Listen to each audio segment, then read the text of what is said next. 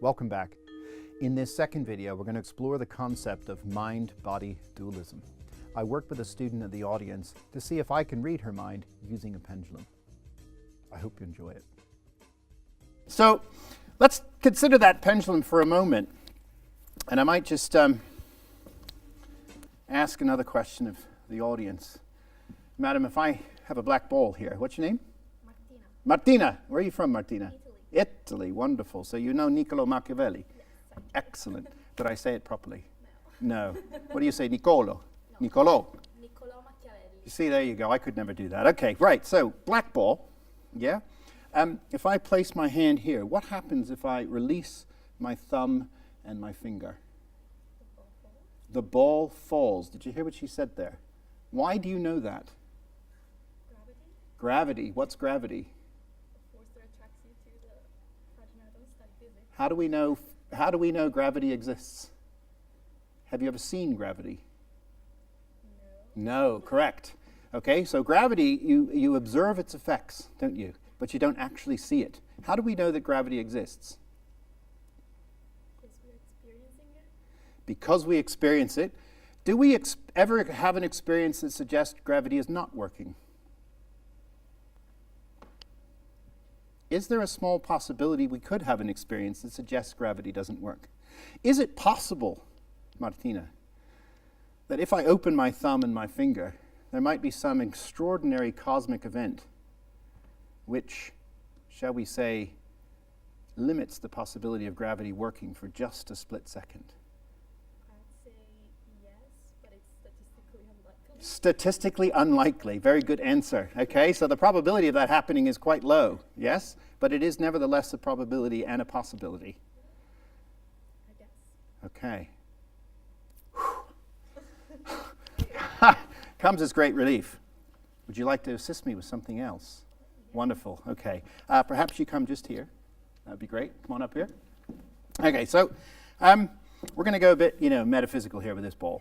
Okay, so Descartes not only was somebody who worried about observation and pendulums and all this other stuff, he also had a little mystical side to him. Okay, so there's a book about his secret notebook, which suggests that Descartes was a member of the Rosicrucians, which was a kind of, some people say, an imaginary society. Some people say it actually existed. But in any case, they thought about mystical properties of things. So not only was he worried about gravity and pendulums, but he was also really interested in what these might symbolically mean.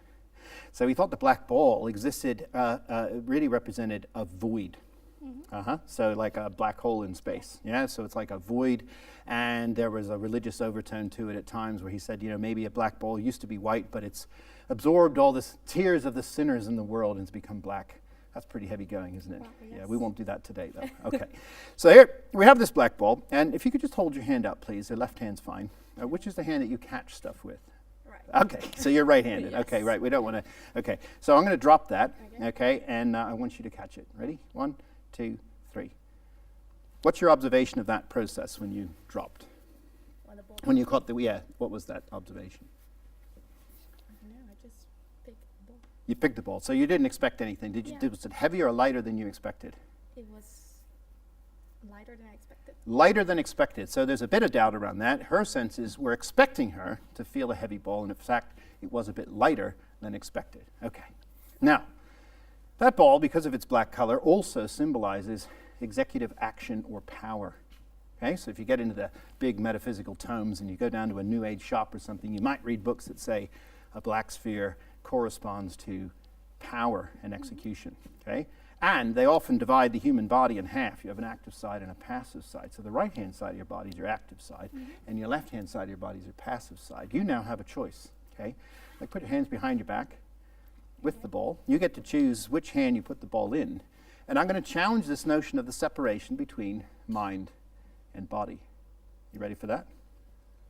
Some people say that when you use a pendulum, the pendulum reads your thoughts and moves. Okay? Now, you've placed the ball in one hand, have you not? Yes. Okay, I want you to face me. Okay? And I don't know which hand it's in, correct? The black ball, if it's active, okay, and you put it in your right hand, which is your active side of your body, then you are in alignment. If you put the ball in your left hand, you're out of alignment. Okay. The pendulum will tell us if you're in alignment or out of alignment. Does that make sense? Yes. Okay. So count of 3, put both hands in front of you in a fist so I can't see which hand the black ball is in. Does that make sense? You've chosen a hand, Yeah. you put both hands Okay. out in a fist like that, Yeah. and you're hiding the ball. Does that make sense? Yeah. Great. Do that now. Wonderful. Relax. It won't hurt. Okay. Now, with this, just want to take the pendulum down like this. If you are in alignment, okay, the pendulum will swing between the hands, left to right. Okay. If you're out of alignment, okay, then the pendulum will swing between you and me, as if it's dividing. Okay? Here we go. We're going to wait.